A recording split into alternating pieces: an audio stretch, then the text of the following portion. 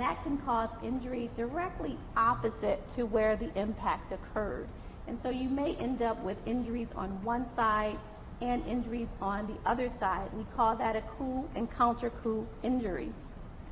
In the case of Brianna Grier, thank you, if we have the injury here with the hematoma, the scalp hematoma, and the fracture, if we go directly across, we also see a lighter shade of gray. There were 2 fractures identified by the radiologist on the CT scan. One fracture is in the left occipital bone, the left side of the occipital bone, and the other is on the left parietal bone. So the occipital bone is the bone in the back, posterior aspect of the head, and the parietal bone is on the lateral, on the side of the head. So those are the 2 fractures that were demonstrated on CT.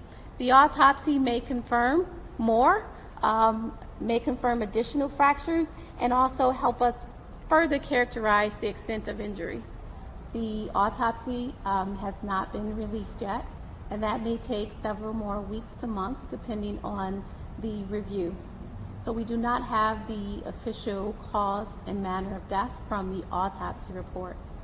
The review of the medical records, the findings are consistent with the cause of death being due to blunt force head trauma. And where that blunt force head trauma occurred, we are still trying to get the answers.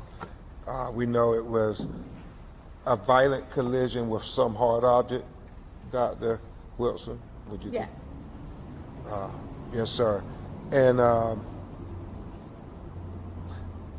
one of the things why we asked Dr. Wilson and Dr. Mitchell to get involved, and hopefully President Griggs and Tamika Mallory and others can help us to continue to demand Georgia Bureau of Investigations finish this investigation.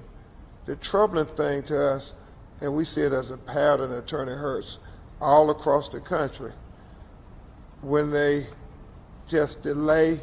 You know, oftentimes we won't get an autopsy for 6 months to a year later.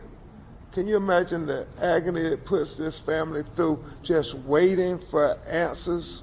And so we are demanding that they finish this investigation expeditiously and that they release the autopsy, or even if it's a preliminary autopsy, because they like to hide behind the fact that, oh, we're waiting for toxicology, we're waiting for this here, when we know that if it's a priority to them, they can release this autopsy sooner rather than later. And as Mr.